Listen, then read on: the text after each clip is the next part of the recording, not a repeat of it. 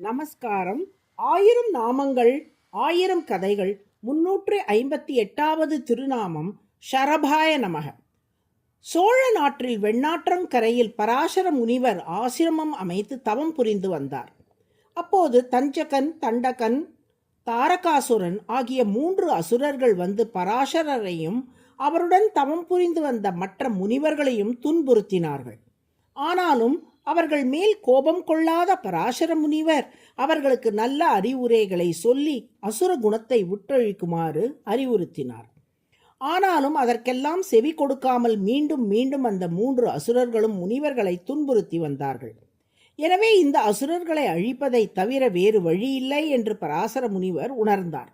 சிவபெருமானின் உதவியை நாடிய பராசர முனிவர் எப்படியாவது இந்த 3 அசுரர்களையும் அழிக்குமாறு கோரினார். தனது சக்தியான காளி தேவியை பரமசிவன் அனுப்பி வைக்க அவள் இந்த மூவரையும் பலமான ஆயுதங்களால் தாக்கினாள். மரண தருவாயில் மூவரும் வெண்ணாற்றங்கரையில் விழுந்தார்கள். வெண்ணாற்றின் தண்ணீரை அவர்கள் பருகினார்கள். அந்த நதியில் ஏற்கனவே பராசர முனிவர் அமுதத்தை கலந்திருந்தபடியால் அந்நீரை பருகிய 3 அசுரர்களும் மீண்டும் உயிர் பெற்று எழுந்து வந்து பராசர முனிவரை துன்புறுத்தினார்கள். கலக்கமடைந்த பராசரர் திருமாலின் உதவியை நாடினார். 3 அசுரர்களையும் வதைப்பதற்காக திருமால் புறப்பட்டு வந்து முதலில் மணிக்குன்ற பெருமாளாக பராசர முனிவருக்கு காட்சியளித்தார். திருமால் வந்ததை அறிந்த தண்டகனும் தாரகாசுரனும் பயந்து ஓடினார்கள். தஞ்சகன் மட்டும் யானை வடிவில் வந்து திருமாலை தாக்க முற்பட்டான். யானையை வெல்லக்கூடிய ஆற்றல் சிங்கத்துக்கு இருப்பதால் திருமால் வீர நரசிம்மராக வடிவம் பூண்டு தஞ்சகனை வீழ்த்தி தன் மடியில் அவனை கிடத்தி வதம் புரிந்தார்.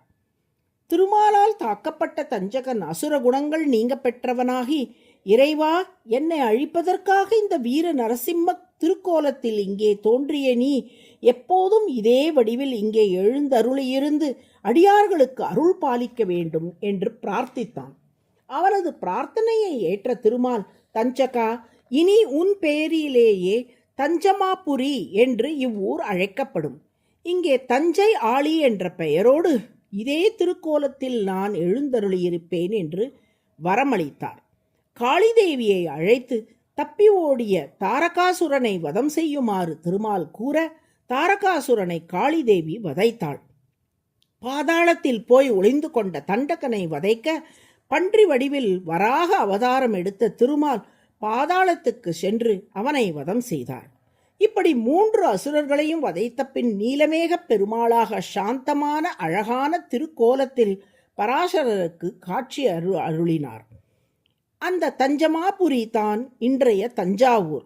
இன்றும் தஞ்சையில் வெண்ணாற்றங்கரையில் வரிசையாக நீலமேக பெருமாள் திருக்கோவில், தஞ்சை மாமணி கோவில் என்று கருதப்படுகிறது. அது மணிக்குன்ற பெருமாள் கோவில், வீர நரசிம்மர் கோவில் ஆகிய 3 திருக்கோவில்கள் வரிசையாக இருப்பதை பார்க்கலாம். அந்த 3 கோவில்களும் சேர்ந்து ஒரே திவ்ய தேசம் ஆகும். அடியார்களை யார் துன்புறுத்தினாலும் அவர்களை வதைத்து அடியார்களை காப்பாற்றியே தீருவேன் என்று நமக்கு உணர்த்தும் வகையில் தஞ்சாவூரில் இந்த 3 திருக்கோவில்களிலும் எழுந்தருளியிருக்கிறார் திருமால். அறவழியை பின்பற்றாமல் தீய வழியில் நடந்து பிறரை துன்புறுத்தும் தீய சக்திகளை அழிப்பவராக திருமால் திகழ்வதால் அவர் ஷரபக என்று அழைக்கப்படுகிறார். ஷரபக என்றால் தீய சக்திகளை அழிப்பவர் என்று பொருள். அதுவே சகஸ்ரநாமத்தின் 358வது திருநாமம் ஆகும். ஷரபாய நமக என்று தினமும் சொல்லி வரும் அன்பர்களின் வாழ்வில் வரும் தடங்கல்களை எல்லாம் போக்கி அவர்கள் அறவழியில் பயணிக்க திருமால் உறுதுணையாக இருப்பார். நாராயண நாராயண.